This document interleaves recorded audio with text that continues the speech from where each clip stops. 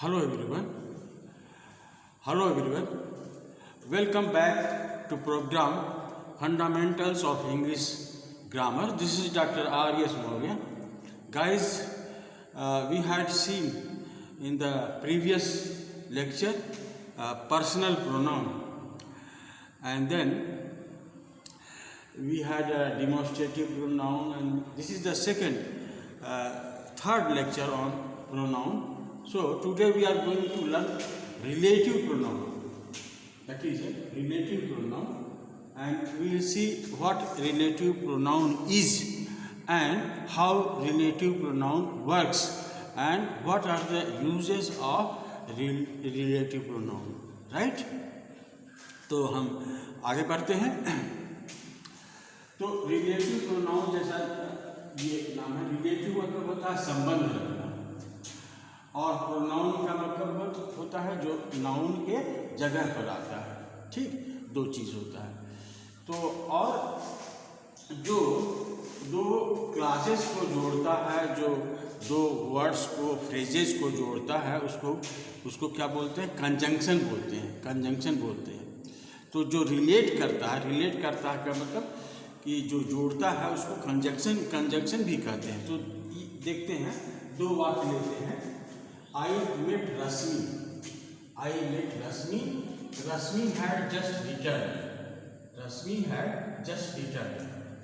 तो जब इसको हम जोड़ेंगे तो ये होगा I met Rasmi who had just returned, right? तो अब हम देखते हैं कि who जो है ये दो काम कर रहा है. ये दो काम करता है. कौन सा काम कर रहा है? एक तो ये जोड़ रहा है. तो जोड़ रहा है तो उसको कहेंगे ये लिंकिंग है. लिंकिंग वर्ड है तो इसको हम कंजंक्शन बोल सकते हैं.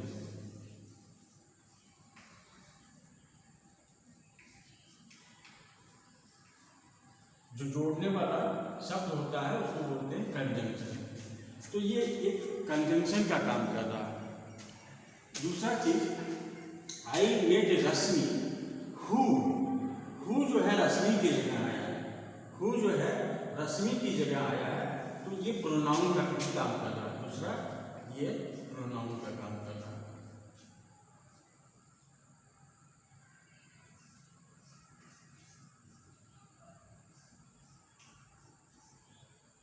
तो हमने बताया कि ये जो है कंजंक्शन का काम कर रहा है क्योंकि जोड़ रहा है. दूसरा प्रोनाउन का काम कर रहा है. और क्या काम कर रहा है? I met Rashmi who had just return. तो ये जो है किसको रिफर कर रहा है? एक होता है एंटीसीडेंट. एंटीसीडेंट का मतलब होता है पूर्ववर्ती मतलब जो पहले आ गया है. तो जो पहले आ गया है उसको रिफर भी करता है. जो पहले आया हुआ क्लॉज है उसको रिफर भी करता है. उसको एंटीसीडेंट भी बोलते हैं.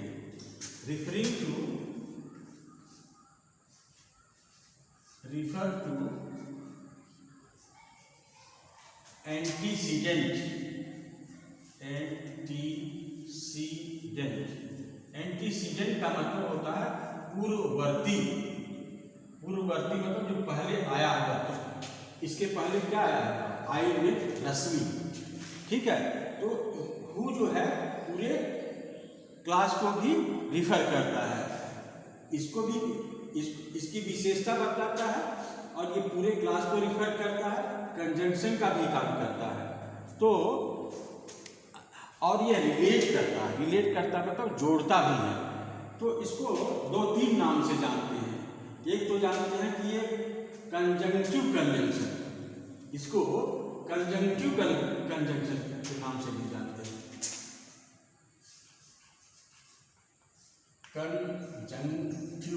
कंजंक्टिव मतलब कंजंक्शन से बना है. Conjunctive pronoun.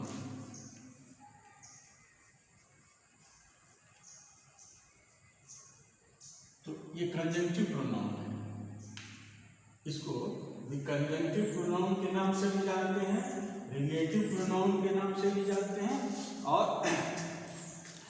और ये जो लिंक करता है, लिंक मतलब जोड़ता है, इसकी वजह से हम इसको कंजंक्शन बोलते हैं, नहीं कंजंक्शन बोलते हैं। और चूंकि वो नाउन के जगह पर आता है जिसको प्रोनाउन बोलते हैं, और जो रिफर करता है उसको बोलते हैं एंटीसीडेंट। पहले के वाक्य को रिफर करता है उसको एंटीसीडेंट कहते हैं। तो हम देखते हैं कि इसको हम बोलते हैं, क्या बोलेंगे, रिलेटिव प्रोनाउन। हु को हम क्या बोलेंगे, रिलेटिव प्रोनाउन। तो कितने रिलेटिव प्रोनाउन होते हैं हम इसको देखेंगे। जैसे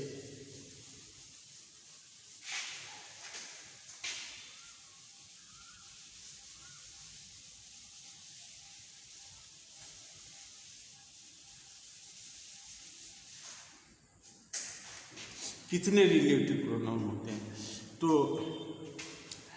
जैसे हु हुआ, ये हु जो है कई पार्ट में आता है। हुज भी हुआ और हुम हुआ, ये और विच आता है, विच, हु विच आता है। और कौन सा आता है, व्हाट आता है, व्हाट भी आता है, दैट भी आता है। और कौन सा आता है जो जोड़ता है कंजंक्शन, ये रिलेटिव प्रोनाउन में बट आता है, बट, एज और बट, एज आता है और बट आता है, ये सभी कंजंक्शन। तो एक एक करके पढ़ेंगे।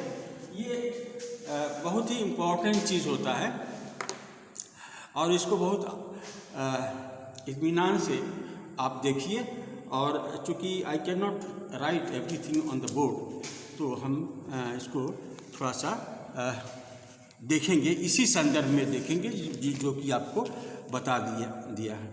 उसी तरह से जैसे कि I have found the pen which I had lost, I had found the pen which I had lost. Which जो है किसके लिए आता है, निर्जीव चीज़ के लिए आता है। और हु जो है वो व्यक्ति के लिए आता है, ठीक। तो रिलेटिव प्रोनाउन जो है ये अच्छा देखिए, अब देखते हैं सबसे पहले हु का कैसे प्रयोग होता है। हु का प्रयोग देखिए, the man who is honest is trusted by all.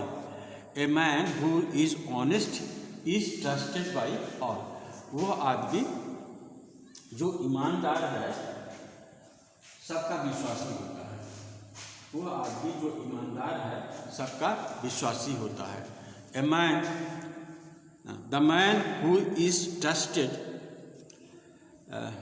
the man who is honest is trusted by all. तो यहाँ पर हु जो है ये आपको आदमी के लिए आया है, who. He who is contented is rich. वह जो संतुष्ट है धनी है, वह जो संतुष्ट है धनी है। They never fail who die in a great cause. वे कभी असफल नहीं होते जो अच्छे कारणों की वजह से मरते हैं। तो यहाँ पर भी हु का प्रयोग या हु डाई। और they also serve who only stand and wait. Milton का ऑन हिज ब्लाइंडनेस का लास्ट लाइन है, they only serve, they also serve who only stay. Who मतलब होता व्यक्ति, ये दे के लिए आया। तो हु जो है सिंगुलर और प्लूरल दोनों है। हु दे के लिए भी आ सकता है, हु ही के भी लिए आ सकता है, लेकिन ये व्यक्ति को बतलाता है। और हु जो है इज ये स्पीकिंग ऑफ पर्सन के लिए है। हुज। जैसे this is the boy whose father, this is a boy whose father, यह वही लड़का है जिसके पिता, this is the boy whose father, वह वही लड़का है जिसके फादर गॉट ए मेडल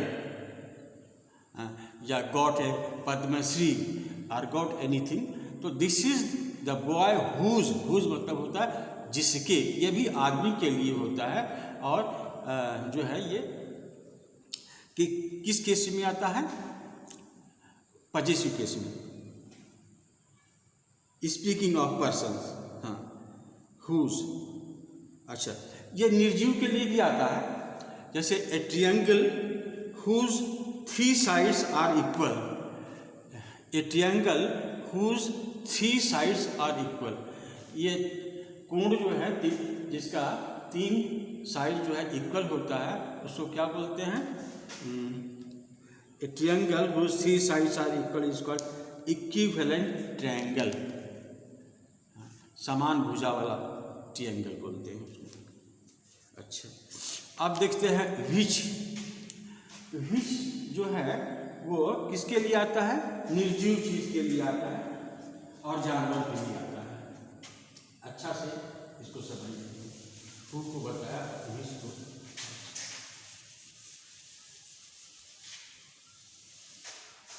विच मतलब होता है जो, जिसका, और ये निर्जीव के लिए आता है और जानवर के लिए भी आता है। जैसे the dog which bark, the dog which bark, कुत्ता,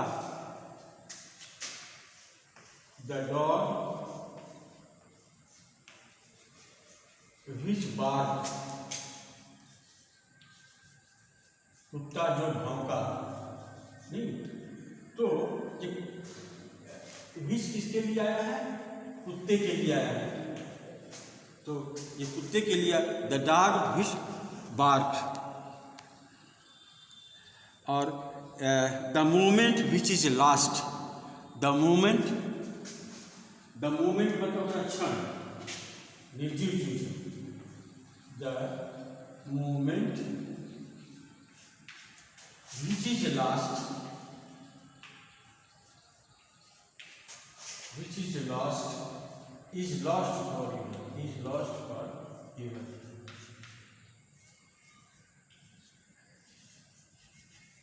जो क्षण बीत जाता है वो सदैव के लिए बीत जाता है। The moment which is lost is lost for ever.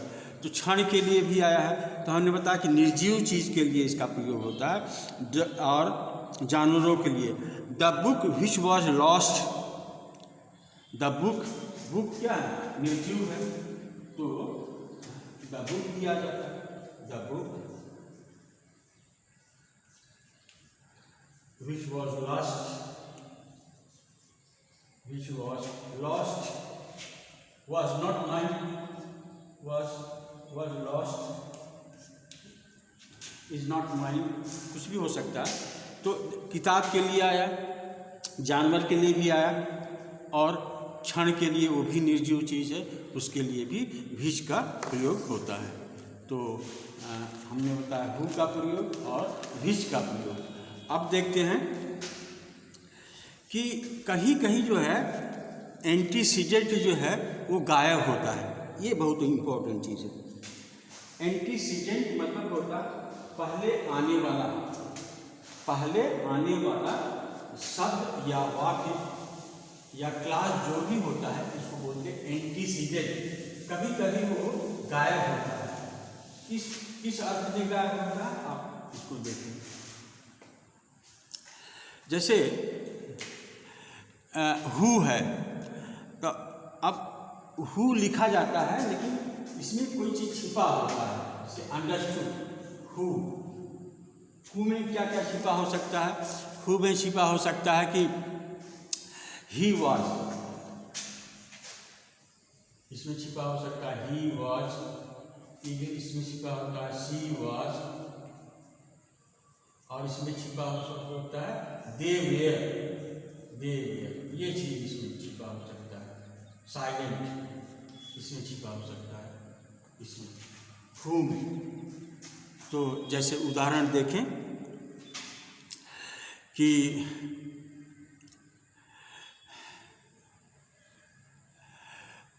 Who steals my purse, who steals my purse steals my money also.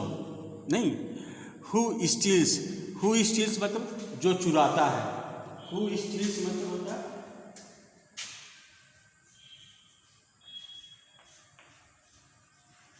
Who steals my bag also steals my book। जो मेरा बैग चुराता है वो मेरी किताब भी चुराता है। तो यहाँ जो मेरा बैग चुराता है वो मेरा किताब भी चुराता है।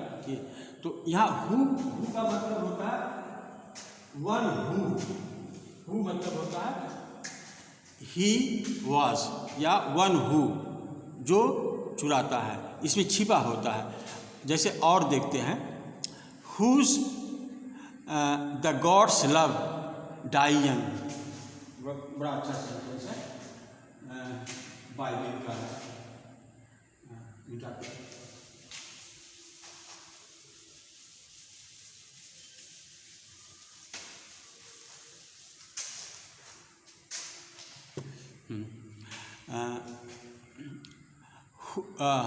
whose the gods love,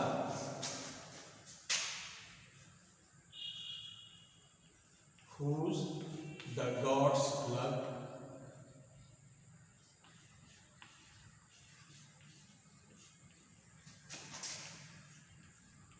die young।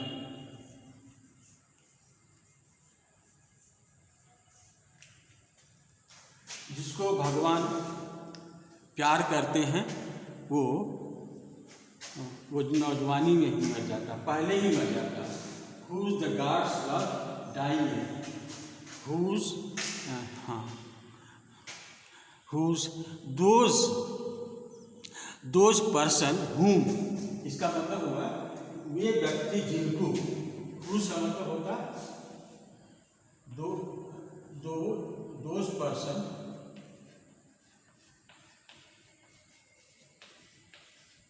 whom,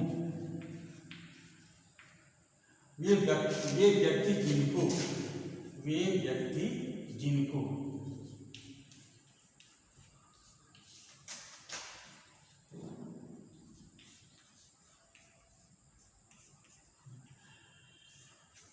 यहाँ छिपा रहता है, यहाँ जो है छिपा रहता है। दोष मतलब होता है वे व्यक्ति जिनको भगवान प्यार करते हैं वो जवानी में भी मर जाता है। तो इसका ऐसे अर्थ समझिए, जैसे कोई आदमी मर गया, बोलते हैं भगवान को प्यारा हो गया। भगवान को प्यारा हो गया ना, तो भगवान उसको ज़्यादा प्यार करते हैं, इसलिए उसको पहले बुला लेते हैं। तो ये सिंबॉलिक है, लेकिन इसका बहुत ही दर्दनाक मतलब होता है। हुज द गॉड्स लव, जिसको कि भगवान लोग प्यार करते हैं, देवी देवता प्यार करते हैं, वो नौजवानी में मर जाता है। तो हु का मतलब और हुज का मतलब हमने बताया। तो हुज का मतलब ये होता है। अच्छा, इसके बाद होता है व्हाट। व्हाट का मतलब होता है द थिंग विच या थिंग्स विच। अब देखिए, अब देखेंगे व्हाट।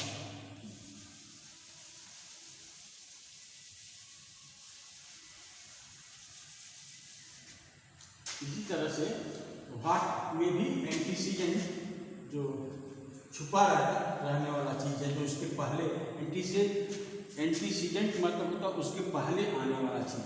तो ये एंटीसीडेंट को भी रिफर करता है। तो व्हाट किन चीज़ों को रिफर करता है?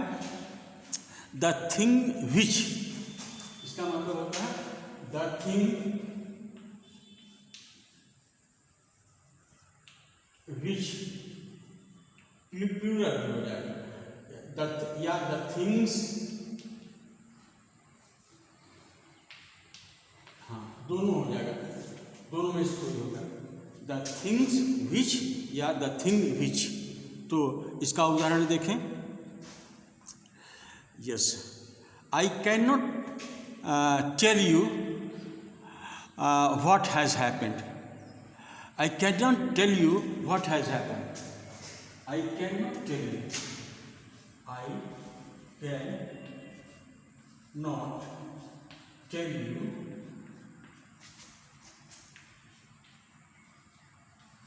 what has happened। इसका मतलब होता है मैं आपसे ये नहीं बता सकता कि क्या हुआ, ये क्या हुआ मैं आपसे बता नहीं सकता। I can not tell you what has happened, क्या हुआ ये मैं नहीं बता सकते। तो अब यहाँ व्हाट का मतलब ये होता है the thing which, the thing which, इसका मतलब होता वो चीज़ जो घटित हुई उसके बारे में नहीं बता सकता। नहीं, वो चीज़, क्या चीज़ घटी हुई, ये इसमें व्हाट में छिपा हुआ है, व्हाट में छिपा हुआ है। तो I can not tell what has happened का मतलब होता है आई कैन नॉट टेल, मैं आपसे नहीं कर सकता टेल यू कि क्या चीज़ें घटित हुई, कौन सी चीज़ घटित हुई। तो इसमें व्हाट में ये समाया हुआ रहता है। इसमें सिंगुलर भी होता है, प्लूरल भी होता है। जैसे एक उदाहरण और देखें, laws are what you say they are. Laws are what, laws मतलब नियम होता है, कानून होता है। तो उसी तरह से होता है, इसमें प्लूरल हो जाता है। The laws are what which you say they are. तो इस तरह से देखते हैं। और फिर इसके बाद देखते हैं हु ईवर। हु ईवर में भी छिपा रहता है एनी वन हु ईवर का अगर प्रयोग करें तो हु ईवर का मतलब होता है एनी वन हु, जो कोई वह। हु ईवर का मतलब होता है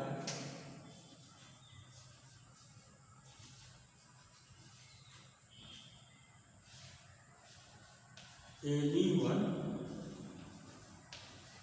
who, कोई जो, इसका मतलब होता है कोई जो। जैसे उदाहरण में देते हैं whenever सॉरी हाँ wherever wanted to go, wherever wanted to go, wherever you wanted to go, wherever wanted to go, wherever anyone who wanted to go। इसका मतलब हो जाएगा wherever anyone who wanted to go they went, ऐसे। तो इसका meaning जो छिपा होता है उस मीनिंग को आप समझिए। और इसी तरह से होता है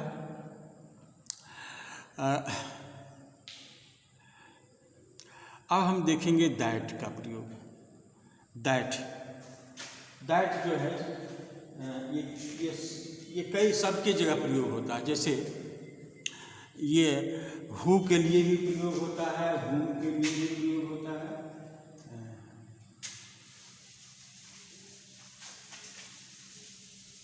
दैट कंजंक्शन है और ये रिलेटिव प्रोनाउन है।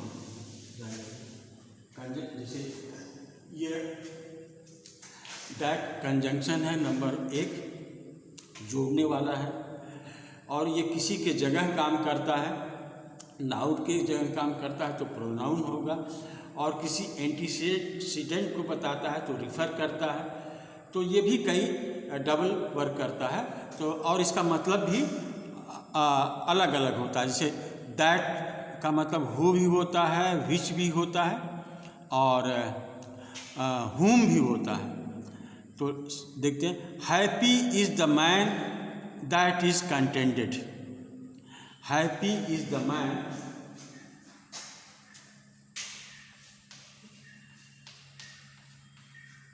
हैप्पी the man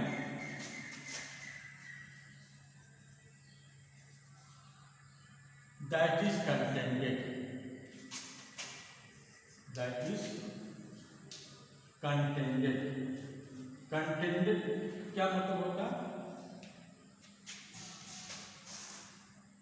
कंटेंटेड वो जिसको संतोष होता है, संतोष सबसे बड़ा सुख है।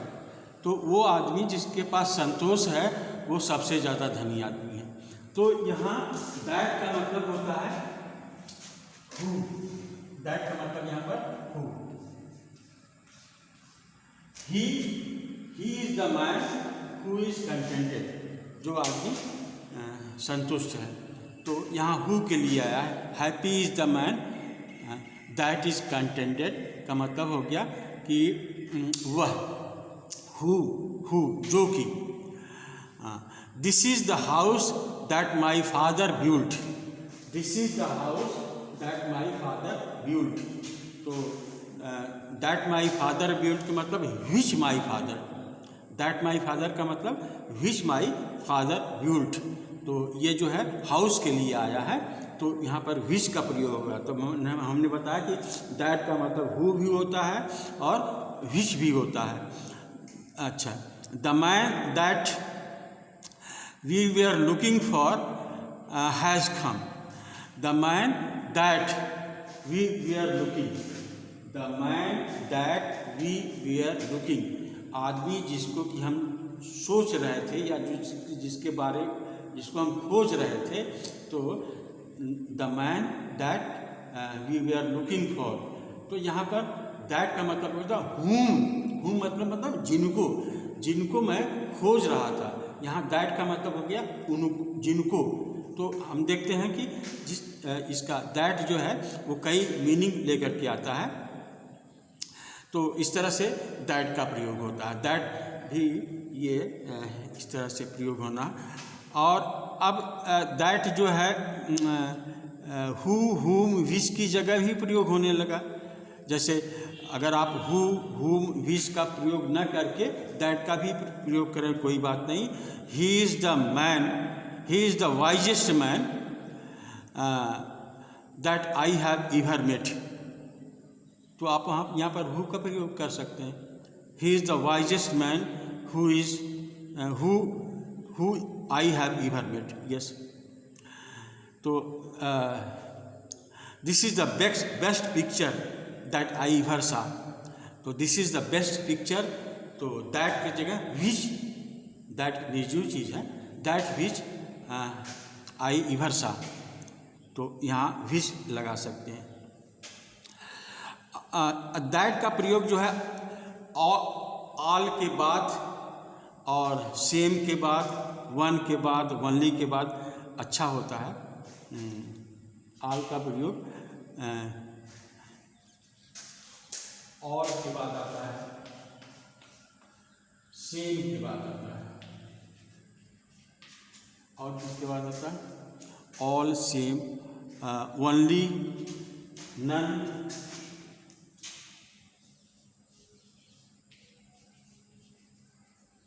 इनके बाद जो है आफ्टर का प्रयोग, दैट का प्रयोग होता है। जैसे all that glitters is not gold, Shakespeare ने कहा हर चमकने वाली चीज़ जो है सोना नहीं होती। All is not gold that glitters, जो हर चमकने वाली चीज़ सोना नहीं होती। All is not gold that glitter, all that glitters is not gold. किसमें कहा गया? कौन सा में? द मर्चेंट ऑफ वेनिस में, या पोर्सिया, हाँ, मर्चेंट ऑफ वेनिस में all that glitters is not gold. अच्छा, और ही is the same man that came here study. Same के लिए सेम के बाद दैट का प्रयोग होता है। ही इज़ द सेम मैन, वो सेम की विशेषता पता, same, he is the same man that came here study. और फिर man is the only animal, man is the only animal that can laugh. आदमी ही एक ऐसा जानवर है जो हंसता है, ठीक है। और कोई जानवर का नाम बताइए जो हंसता है। Man is the only animal that can laugh. यहाँ दैट जो है का प्रयोग हुआ है किसके बाद, ओनली के बाद। तो हम देखते हैं दैट भी एक जो है रिलेटिव प्रोनाउन है, और सच एज भी प्रयोग होता है। जैसे this is not such a good book as I expected. This is not such a good book that I expected, जिसकी मैं इच्छा कर रहा था, या जिसके लिए मैं सोच रहा था, आज जिसके लिए आशा कर रहा था। Yes, this is not such a good book as I expected. तो इस तरह से होता है।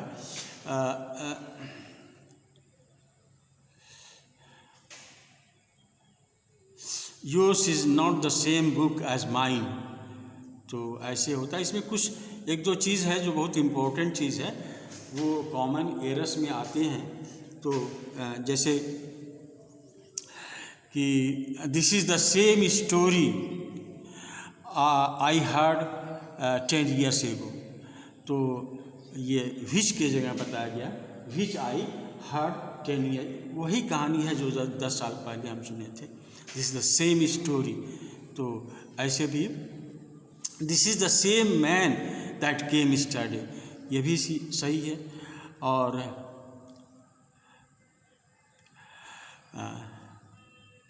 और एक चीज़ बता देते हैं, कंजंक्शन बट बता देते हैं। बट भी एक कंजंक्शन है। जैसे बट का मतलब होता है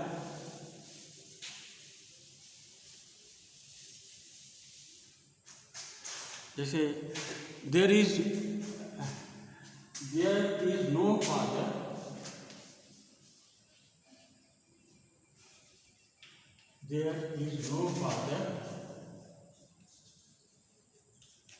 but loves his son,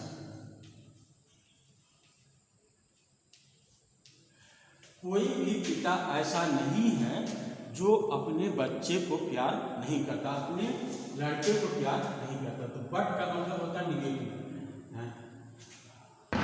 there is no father but loves his son का मतलब होता है कोई पिता ऐसा, बट इसका मतलब अंग्रेजी but who did not, but का मतलब हो गया बट हु डिड नॉट।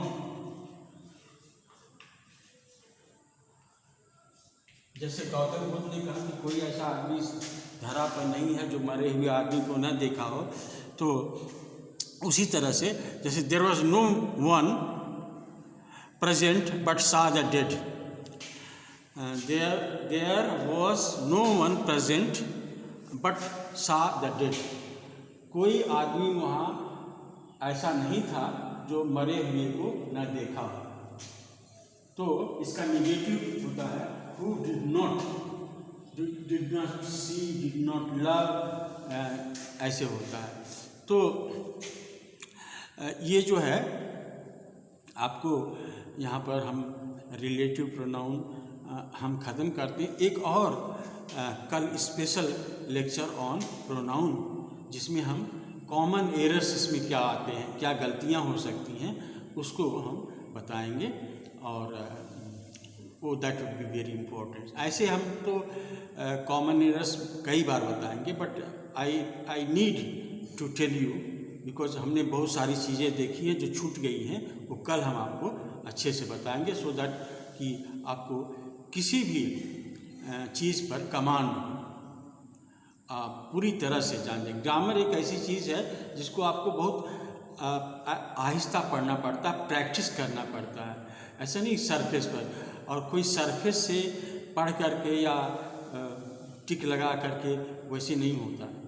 टिक लगाने, अगर आप ये मेरे लेक्चर्स को आप देखते हैं तो आप 100 सही कर देंगे, सब टिक लगा देंगे, लेकिन खाली आप टिक लगाना सीखें तो कभी सीख नहीं सकते। Anyway, we will see you tomorrow. That's all for today. Thank you.